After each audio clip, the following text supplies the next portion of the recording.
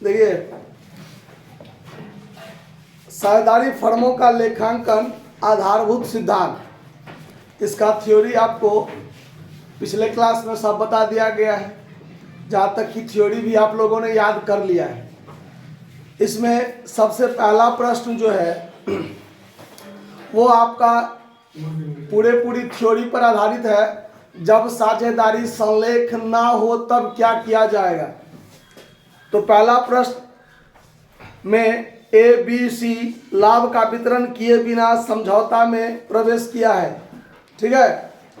और फिर है कि उसका पूंजी 1,80,000 और 70,000 है, ठीक। C ने फर्म को 50,000 ऋण दिया है और कहता है कि बताइए कि वो क्या करेंगे। तो पहले कह दिया है कि साझेदारी समझौता नहीं है, मतलब जिन जिन बातों पर समस्या हुआ होगा उसके लिए साझेदारी समझौता नहीं है।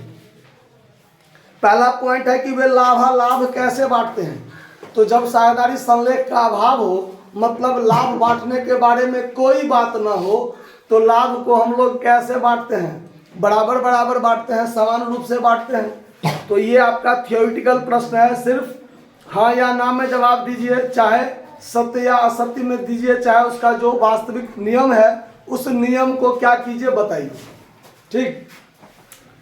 तो पहला प्रश्न में है कि वे लाभालाभ कैसे बांटते हैं, तो समान रूप से बांटेंगे, क्लियर बात। दूसरा, C के ऋण पर ब्याज किस दर से दिया जाएगा।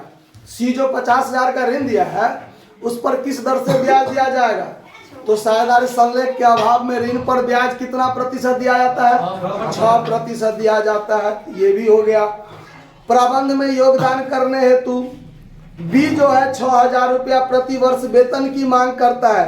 तो क्या B को वेतन मिलना चाहिए।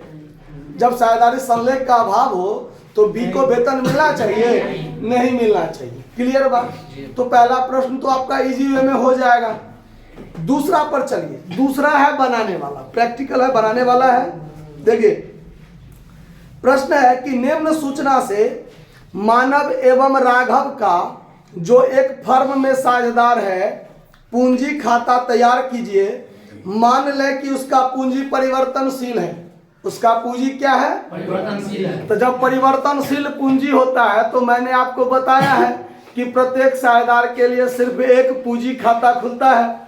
उसी पूंजी खाता में उसका पूंजी, उसको मिलने वाला वेतन, कमीशन, पूंजी पर ब्याज, आहरण पर ब्याज, सब बात का चर्चा पूंजी खाता में ही हो जाता है, बताया ना। तो देखिए, दूसरा सवाल जब आप बनाइएगा तो इसमें क्या सब है, देखिए सवाल में है उसका पूंजी दिया हुआ है मानव और राघव का कि 1,80,000 दिया हुआ है। आहरण है पूंजी पर ब्याज, आहरण पर ब्याज, वेतन, कमीशन और लाभ में हिस्सा दिया हुआ है ना। आपको बनाना है पार्टनर्स कैपिटल अकाउंट। कैसे बनाएंगे देखिए, फॉर्मेट ध्यान से रहना चाहिए।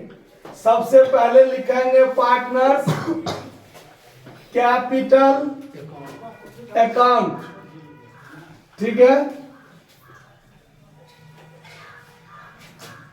बीचों बीच एक लाइन, ये DR/CR, दो अमाउंट का कॉलम डेबिट साइड में और दो अमाउंट का कॉलम क्रेडिट साइड में। क्यों, तो सिर्फ दो साझेदार हैं, अगर 3 रहता तो 3।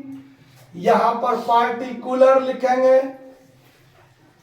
इसमें मानव पहले कौन है, मानव।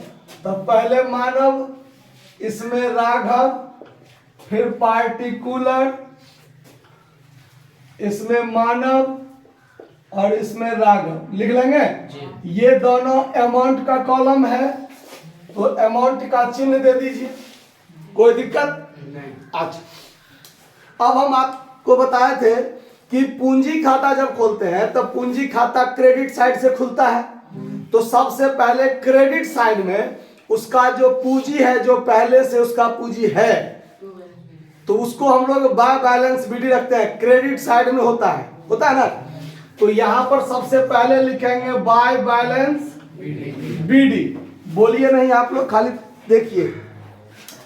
तो मानव का पूंजी 1,00,000, राघव का पूंजी 80,000। तो यहां मानव में 1,00,000 और राघव में 80,000 दे देंगे। उसके बाद आहरण है, तो आहरण से पूंजी बढ़ता है कि घटता है? घटता है। तो घटता है तो डेबिट साइड में लिखाएगा टू ड्रॉइंग्स, टू ड्रॉइंग्स। कितना रुपया है? 10,000, 6,000, 10,000, 6,000। मानव का मानव में, राघव का राघव में। पूंजी पर ब्याज से पूंजी बढ़ता है, पूंजी पर ब्याज से पूंजी क्या होता है? बढ़ता है। तो क्रेडिट में लिखेंगे बाय इंटरेस्ट ऑन कैपिटल। 5,000, 4,000।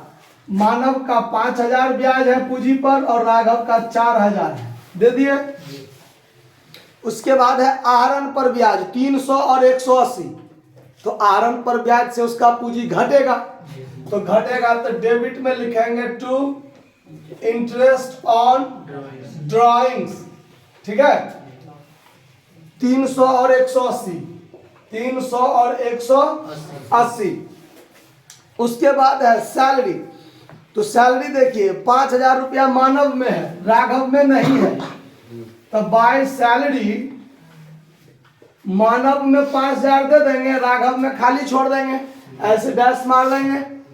उसके बाद है कमीशन, 2,000 रुपया राघव में है, तो क्रेडिट साइड में लिखेंगे बाय कमीशन।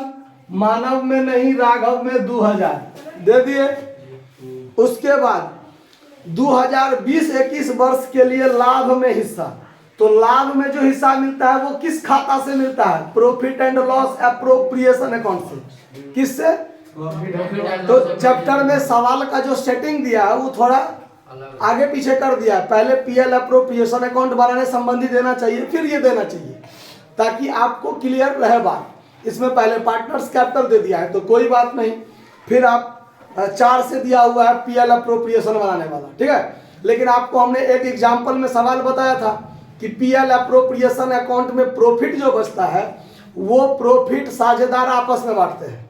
तो जब पार्टनर्स कैपिटल में बात जाएगा तो वो प्रॉफिट किस खाता से निकल के आया है? पीएल एप्रोप्रिएशन से निकल के आया है।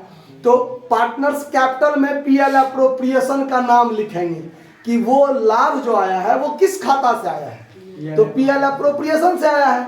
तो यहाँ क्रेडिट में लिखेंगे by PL appropriation account, cost में प्रॉफिट लिख दीजिए, पी दे के डॉट कर दीजिए, समझने वाला समझ जाएगा।